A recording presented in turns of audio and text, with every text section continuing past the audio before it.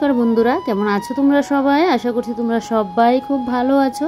যে যেখানে আছো ঈশ্বরকে পাই সুস্থ আছো। এসবি ক্রিয়েশন ব্লগের নতুন আরও একটি ভিডিওতে তোমাদের সবাইকে জানাই স্বাগত। আই হোপ আজকের ব্লগটাও তোমাদের খুব খুব ভালো লাগবে। আজ হলো রবিবার আর এখন ঘড়িতে ঠিক 8:30 মতো বাজে। ঘুম থেকে উঠেই আজকে একদম স্নান ধান কমপ্লিট করে নিয়েছি। এবারে গরমের সকাল বলো আর শীতের সকাল বলো, স্নান করে নিলে দেখবে সকালের বড় কাজ একটা কমপ্লিট হয়ে গেল। তবে শীতের সকালে স্নান করতে গেলে কিন্তু যা ঠান্ডা লাগে, একদম পুরো যেন অসহ্য লাগে। আর গরমের সকালে স্নান করতে তো আরাম, কিন্তু সারাটা দিন যে কিভাবে কাটাবো সেটাই হলো গিয়ে কথা। কারণ স্নান করে গরমের সকালে তারপর সংসারে সমস্ত কাজকর্ম করলে দেখবে শরীরে যেন শান্তি পাওয়া যায় না। ওই সব কাজ শেষ করে স্নানটা করো, বেশ আরাম পাওয়া যায়। তবে কি আর করা যাবে, সকাল সকাল স্নানটা করেই নিয়েছি। এদিকে এই কাপড়গুলো আজকে হাত দিয়ে কেচে দিয়েছি, কারণ এটা ওয়াশিং মেশিনের কাপড়টা, এটা যদি ওয়াশিং মেশিনে দেয় যদি আবার ছিঁড়ে টিড়ে যায়, কারণ এগুলো তো কী কাপড় যেন বলে, এগুলোকে রাবারের মতো, তো ছিঁড়ে যাবে বলে তাই জন্য আমি না হাত দিয়ে কেচে দিয়েছি। আর কালকে রাত্রে ভিজিয়ে রেখে দিয়েছিলাম, এটা আনার পর আর ধোয়া হয়নি, তো তাই জন্য ওই দেখলেই তো কালকে খুলে রেখে দিয়েছিলাম। তো এদিকে সব কাপড় চোপড় মেলে দিয়েছি। সেদিন 2টা কাপড় ছিল ঘরে, ওগুলো কালকে আর ধুতে ভুলে গেছি। আমার কাকি শাশুড়ি ঘরে পরে গিয়েছিলাম, আর একটা কাপড় ছিল, একটা কাপড়ের মধ্যে দাগ দাগ পড়েছিল, তো এটা ধুয়ে দিয়েছি। আর যেহেতু প্রসাদ টসাদ দিয়েছিলাম, মিষ্টি টিষ্টি লেগেছিলো, তো তাই জন্য এটাও কিন্তু ধুয়ে দিয়েছি। তো যাক, সব কাপড় চোপড় মেলে এদিকে সিঁদুরটাও পরে নিলাম। সকাল সকাল আজকে একদম সাজগুজ করে পরিপাটি হয়ে চলে আসলাম রান্নাঘরে লক্ষ্মীমন্ত বউয়ের মতো। এদিকে দেখো, এবারে ভাতের মধ্যে দিয়ে দিলাম জল। তোমাদের দাদাভাই কালকে বলেছিল আজকে পান্তা ভাত খাবে, তো তাই জন্য ভাতটা কালকে রাত্রে একটু রান্না করে রেখে দিয়েছি বেশি। তো এবারে জলটা দিয়ে চালটাকে ভালো করে, চাল বলছি, ভাতটাকে ভালো করে একদম কষিয়ে নিলাম। এবার এখন প্রেসার কুকারে ঢাকাটা দিয়ে রাখবো। কাল রাত্রিবেলায় কিন্তু আর জলটা দিইনি। তো যাক, প্রেসার কুকারটা জায়গা মতো রেখে এদিকে বলের মধ্যে এক বল ভর্তি বাসন কুসন, তো এবার এইগুলোকে গুছিয়ে গাছিয়ে রাখছি। দেখো কতগুলো বাসন কুসন পড়েছে, এগুলো সব কিন্তু কালকের। আর রাত্রিবেলায় যদি সকালের পরের দিন সকালে বাসি কাজটা রাত্রিবেলায় করে রাখা যায়, সকালে দেখবে অনেকটা চাপ কম থাকে। যেরকম আমি যদি এখন সকালে বাসি কাজ করতে যেতাম, তাহলে আমার স্নানটা করতে গেলে আর একটু সময় লাগতো। এদিকে তো আমার এইভাবে চললে হবে না, আমি তো আমার মাথায় বুদ্ধি করে না এইভাবে কিন্তু কাজগুলো করি, কারণ ওই যে বর খেয়ে যাবে, তারপর এদিকে আমার আবার দোকানেও যেতে হবে, তো সেই মাথায় তো সেই টেনশন নিয়ে শুই, তো তাই জন্য এইভাবে কাজগুলো আমি করি। তো এদিকে দেখো, বাসি কাজটা করে রাখাতে কিন্তু বেশ সুবিধা হয়েছে। দোকানে না গেলেও আমি কিন্তু বাসি কাজটা আগের দিন রাত্রিবেলায় করে রাখি। আমার বাসন কুসন ধুয়ে না এই রোগ কার কার আছে আমি জানি না, আমার তো এই রোগ আছে। ঘরের মধ্যে একটা জিনিস আমি মনে করো একটা পাপুস রাখলাম, এটা যদি একটু বেঁকে থাকে আমার হবে না, সোজা করে রাখতে লাগবে। তারপর একটা ফুলদানি রাখলাম, এটা বেঁকে থাকলে হবে না, সোজাভাবে রাখতে লাগবে। তারপর যেরকম বাসন কুসন এটা রাখতেও পারি, অনেক সময় তো শরীর খারাপ থাকলে রেখেও দিই। আছে না যে রেখে দেবো থাক, পরের দিনকে ধুয়ে নেবো, না আমার ঘুমই আসবে না, শান্তি মতো যেন আমি ঘুমাতেই পারবো না। আমার হলো গিয়ে এই দুর্বায়ু, জানো তো। তাই জন্য আমি একদিকে ভালো, একা সংসারে কিছু কাজ গুছিয়ে রাখতে পারলে বেশ ভালো। একে তো গরম, তারপর সব কিছু টাইমের মধ্যে ম্যানেজ করতে গেলে একটু একটু কাজ আগের দিন করেই রাখতে লাগে। আজকে চা খাবো, আজকে আর ডিম সেদ্ধ খাবো না, ইচ্ছা হচ্ছে একটু চা খাওয়ার জন্য। হরলিক্সও খাবো না, সকাল সকাল আর হরলিক্সটা খাইও না, আমার জন্য অসুবিধা হয়ে যেত, তাই জন্য বেলায় খাই, সন্ধ্যাবেলায় হরলিক্সটা খাই। কালকে তো ম্যাগি খেয়েছিলাম। এদিকে তোমাদের দাদাভাইকে চাটা দিয়ে আমিও চা নিয়ে নিলাম। আর কালকে ডাল ভিজিয়ে রেখে দিয়েছিলাম, ওই যে পান্তা খাওয়া হবে। আর পান্তাটা আমার মুসুর ডালের বড়া দিয়ে বেশ ভালো লাগে খেতে। অনেকে বলে আলু মাখা দিয়েও নাকি খাই, তবে আমার আলু মাখাটা দিয়ে বেশ ভালো লাগে না। মুচমুচো করে মুসুর ডালের বড়া করলে বেশ ভালো লাগে, পেঁয়াজটা দিয়ে একদম মুচমুচো করে করবো। আর কালকে রাত্রিবেলায় দুধও খেয়েছিলাম আবার হরলিক্স দিয়ে, তো সেটা তোমাদের দাদাভাই না কি করলো, আমি বলছিলাম খাবো না, না ও আর শুনিনি, ও আবার হরলিক্স দিয়ে আমার জন্য নিয়ে এসেছিলো। খাওয়া দাওয়ার পর রান্নাঘরে কাজটা শেষ করে আমি এই ঘরে চলে আসলাম।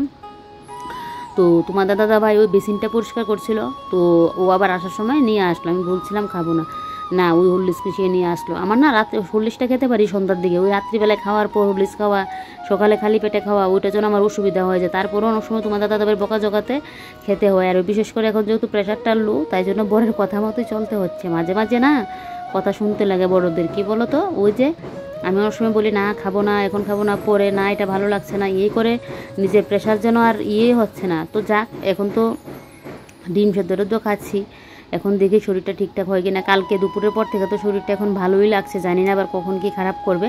তবে কালকে রাত্রিবেলার দিকে একটু খারাপ লাগছিল, তারপর আবার ঠিকঠাক হয়ে গিয়েছিল। আর কাল রাত্রিবেলায় জানো তো আমাদের এখানে এত পরিমাণে বৃষ্টি দিয়েছিল, সেই আগে থেকেই তো সন্ধ্যা থেকে আমি যখন রান্নাবান্না বসাবো তখন থেকেই তো একদম একটা বিদ্যুৎ চমকা, যেমন হচ্ছে বৃষ্টি আসবে আসবে, সেই একটা 10-15-এর দিকে কারেন্টও চলে গেল। তারপর এদিকে এসেছিলো বৃষ্টি, বাপরে বাপ, আর এত পরিমাণে বিদ্যুৎ চমকানো, আমি গিয়ে ফ্রিজের প্লাগ তারপর আমার ওই মোবাইলে ফোনের চার্জার সব কিছু খুলে নিয়েছি, মোবাইলে চার্জও ছিল না। সকালবেলায় উঠে কিছুটা দিয়েছি, আজকে জানি না ভিডিও কতটুকু করতে পারবো। আমি তো রাত্রিবেলায় চার্জ দিয়ে রাখি, কালকে যেহেতু কারেন্ট ছিল না, তো আবার এদিকে বিদ্যুৎও চমকেছিল, তো তার জন্য তো চার্জার খুলে নিয়েছিলাম, চার্জার হয়নি। এদিকে দেখো দুদিক দিয়ে রান্না বসিয়ে দিয়েছি, একদিকে বসিয়ে দিয়েছি মুসুর ডালের বড়া, আরেকদিকে আজকে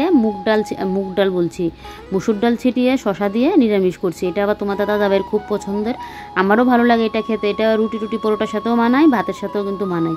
আজকে একদম 3 বেলার জন্য রান্নাটা করে নেব। বারবার রান্না করতে গেলে গ্যাসটাও বেশি লাগছে, তেল মশলা ঠিকই লাগছে। এখন একটা পদ বাড়িয়ে করলে তো এটার মধ্যেও লাগবে, সকালে করো আর রাত্রিবেলায় করো, লাগবে তো ঠিকই। তবে গ্যাসটাও ঠিকই লাগছে, গ্যাস আর বেশি কিসের লাগছে, একটা পদ বাড়িয়ে করতে গেলে তো লাগবেই বলো। তবে নিজের কষ্টটা একটু যেন বেশি হচ্ছে, আর এত গরমের মধ্যে ইচ্ছে হয় না রাত্রিবেলায় কোনো কিছু করার, জানো তো। তো তাই জন্য দিনের বেলায় যত রান্নাবান্না শেষ করে রাখা যায় ততই ভালো। আগে কিন্তু একটা সময় আমি একবারই রান্না করে নিতাম, তারপর আবার মাঝে কি হয়েছে রাত্রিবেলায় রান্না করি। তো প্রত্যেক দিন যে রাত্রিবেলায় আমার রান্না করতে হয় তা কিন্তু না, আমার ভাতটা সবসময় করতে হয় রাত্রিবেলায়, না তরকারি পাতি সবসময় যে করতে হয় তা কিন্তু না। তো আজকে একদম 3 বেলার জন্য রান্নাটা করে নিচ্ছি। আর এদিকে দেখো আজকে রান্না বসে একটা বাসনও আমি ধুইনি, কতগুলো বাসন যে পড়েছে। আর এখন কাজগুলো করছি, এই যে বললাম তোমাদের শরীরটা ভালো আছে, এই কাজগুলো যখন করছি আবারও যেন মাথাটা কীরকম করছে।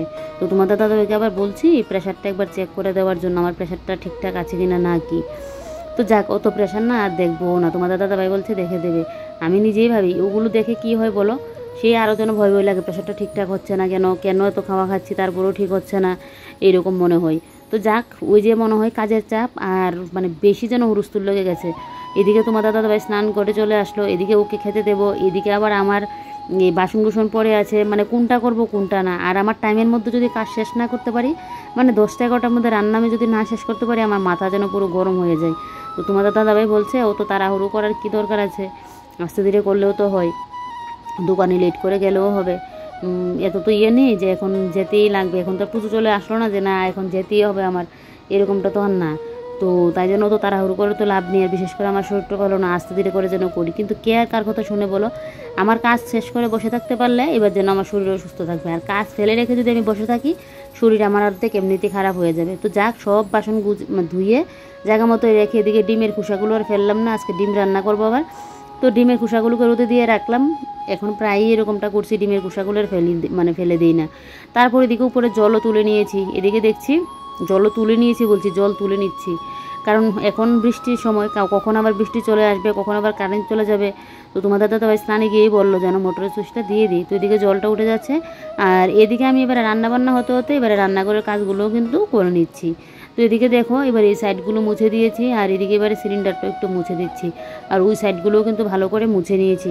এই যে সকাল সকাল স্নান করে নিলে না, তারপর কাজকর্ম করতে গেলে এত পরিমাণে গরম লাগে, স্নানের আগে ভালো ওই যে স্নান টান করলাম না, গরম লাগছে তো পরে ফ্রেশ হয়ে একদম স্নানটা করে চলে আসবো। কিন্তু ওই যে আগে স্নান করে নিয়েছি, আজকে তো আমার রাত্রিবেলায় স্নান করতেই হবে, কারণ একদম সকালে স্নান তো। তাই বিয়ের পর আগে সকালে স্নান করে এসে যখন সব কাজ করতাম না, এতটা পরিমাণে কষ্ট হতো, আরও পরে থাকতাম কাপড়, তখন তো আর নাইটি পরতাম না, এত পরিমাণে কষ্ট হতো তোমাদেরকে বলে বোঝাতে পারবো না, শরীর বোঝানো পুরো জ্বালা করতো এইরকম। বিয়ের আগেও নাইটি চুড়িদার এগুলো পরতাম বাড়িতে, তারপর বিয়ের পর তো বেশি শাড়িই পরতাম প্রথম, তার উপর সকালে উঠে স্নান করতে হতো, কী যে কষ্ট হতো, তার উপর কাজ বাজ থাকতো, কষ্ট বলে বোঝাতে পারবো না।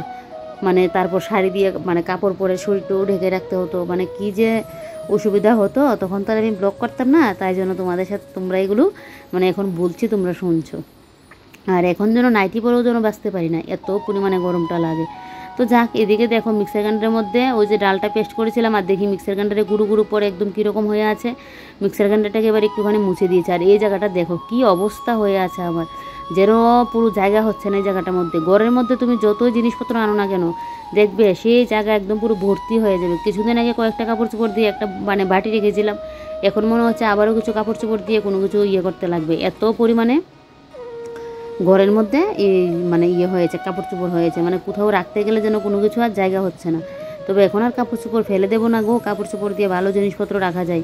ওই যে একটা বাটি রাখলাম, শিব ঠাকুরকে আমি ওই স্নান করে মানে বড় বলটার মধ্যে করে স্নান টান করিয়ে নিই পরের দিনকে। ওই যেদিন শিব সোমের উপোসগুলো করেছিলাম, তো পরের দিন তো আবার এটার মধ্যে স্নান করেছি, বেশ ভালো হয়েছে। বড় টড়ো তো শিব ঠাকুরকে স্নান করাতে গেলেও সুবিধা হয়। আর এদিকে আলু দিয়ে ডিমের ঝোল রান্না করেছি, এটাও নামিয়ে নিলাম। এবারে গ্যাস ট্যাস মুছে নিচ্ছি। আর এদিকে চুলটা এখন আর ছাড়লাম না, ওই যে সকাল থেকে চুল বাঁধলাম স্নান করে, আর ছাড়লাম না, কারণ এই গরমের মধ্যে চুল এমনিতেই বাঁচতে পারছি না, চুল ছেড়ে যদি কাজ বাজ করি তাহলে তো শেষ। এদিকে এক ফাঁকে কিন্তু বরকেও খেতে দিয়ে দিয়েছিলাম, বর এদিকে খাওয়া দাওয়া করে দোকানে চলে গেল। আমি খাবো, তো আমি এই যে এই কাজগুলো শেষ করে নিই, তারপর আমি গিয়ে খাওয়া দাওয়াটা করে নেব। এই কাজে লাগলে না নিজের খাওয়ার দিকে যেন খেয়াল থাকে না, এই করে আমার আরও শরীর খারাপটা। অসুস্থ হলে তখন গিয়ে যেন বুঝি বরের বকা জগাতে, আর একটুখানি সুস্থ হলেই বেশ। তো যাক, এবারে গিয়ে যেন মাথাটা একটু ঠান্ডা হচ্ছে, কারণ এখন গিয়ে যেন কাজের প্রেশারটা একটু কমেছে। না হলে যেন ওই যে আমার তাড়াহুড়ো লেগে গেলে না, চাপ পড়ে গেলে আমি পারি না, আমার শরীরের উপর দিয়ে যেন তখন দখলটা যায়। আস্তে ধীরে একটু একটু করে করে রাখি, তখন যেন আমার ভালো থাকে। আর না হলে ওই যে কোনটা করবো কোনটা না, সকালের দিকে আমার যেন পুরো শরীরটা খারাপ করছিল।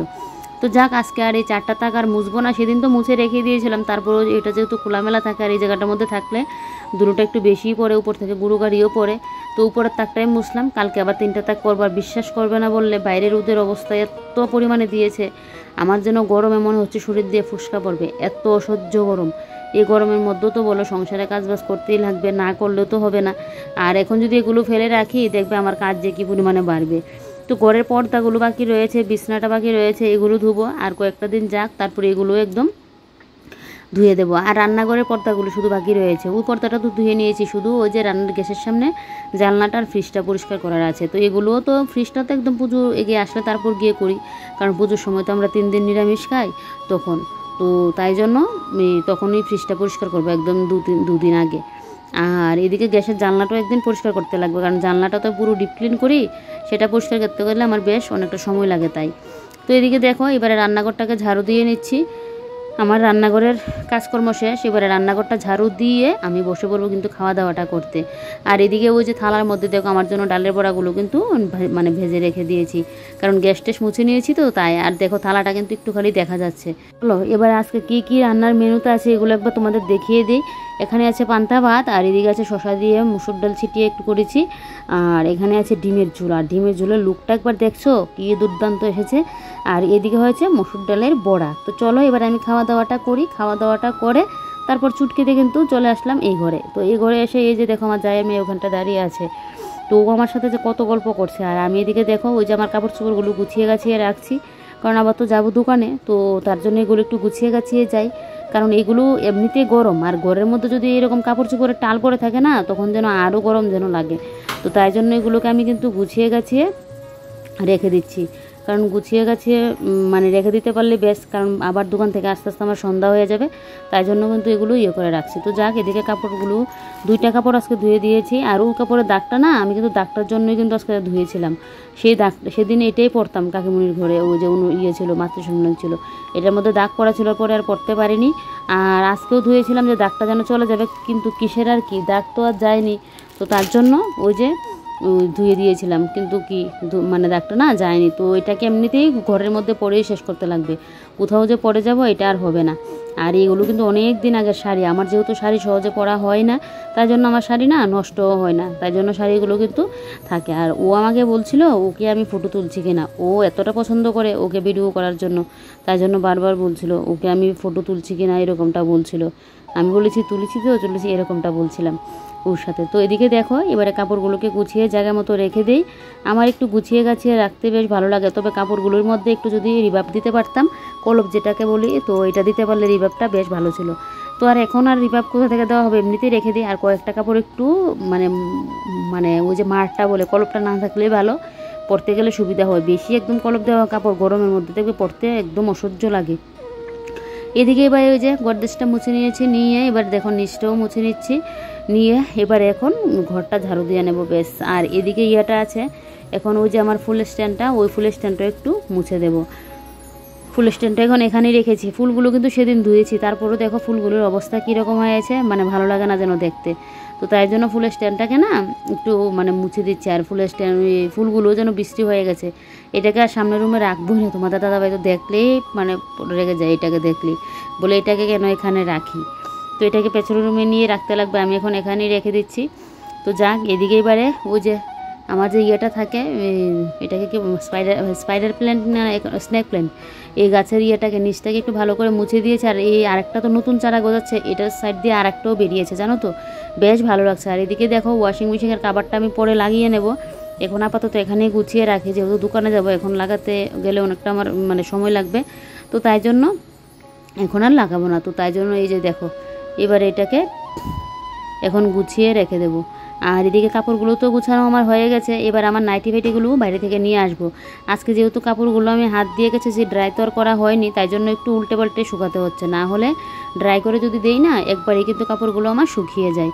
তো যাক, এই যে দেখো এটাকে গুছিয়ে নিয়েছি। আর এদিকে নাইটি ফাইটিগুলোকে এবারে গুছিয়ে ওই যে এটার মধ্যে রেখে দেবো। আমি তো আর ড্রেস ট্রেস এখন ইয়ে নিয়ে রাখি না, আলনার মধ্যে নিয়ে রাখি না, তোমাদের দাদা বেরিয়ে গেঞ্জি ফেঞ্জি পুরো আলনা জুড়ে ভরা, তো তাই জন্য আমি আর রাখিও না। আর ও যে বললাম আমার বরে রেখে দেখবে এমনিতে গেঞ্জি এনে খুলে ছুঁড়ে ফেলে রেখে দেবে, তো এগুলো আমাকে গুছিয়ে রাখতে লাগে। আর আমার ড্রেসের উপরে যদি এরকম ঘামের জিনিস এনে রাখে না, আমার আবার ভালো লাগে না, তাই জন্য আমি অভ্যাস তো আর বলে কয়ে বদলাতে পারি না, তাই জন্য আমি নিজেই ওই যে সরে গেলাম, মানে ওই আলনার মধ্যে আর কাপড় রাখি না, আমি এখন আমার এই ঝুড়িটার মধ্যেই রাখি, আমার বেশ সুবিধাও হয়। আর এই মিষ্টিটা জানো তো আমার দেখতে তোটা ভালো লাগে, আমি তাই এই ঘরেই রেখে দিই। একবার মনে হয় এটাকে রান্না করে নিয়ে যাই, কত কটু কাটি গ্রসারির আইটেম যে এটার মধ্যে আমার একবার মনে হয় না রান্না করে আমি এটাকে নিয়ে যাই। তো যাক, এবারে ঘরটা ঝাড় দিয়ে নিই, ঘরটা ঝাড় দিয়ে নিলেই বেশ, এটা তোমাদের সাথে শেয়ার করবো।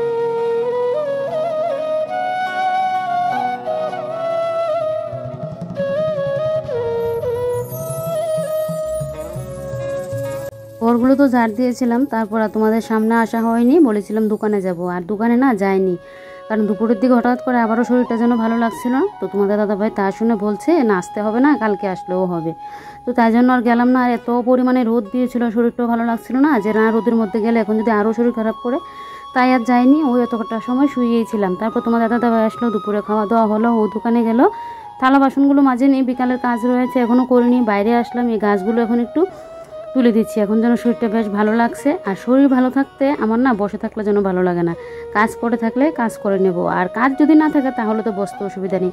আর দেখো বাড়িতে এমনিতে একটা দুব্বু গাছ নেই, আর আগাছায় যেন ভরে গেছে, এগুলো যদি এখন না তুলি, যেহেতু বৃষ্টি হয়েছে কালকে, এখন অনেকটা নরম হয়ে আছে, না হলে দেখবে আবারও সেই গাছের ওষুধ দিয়ে একদম ইয়ে করতে লাগবে, পুরো জঙ্গল হয়ে যাবে।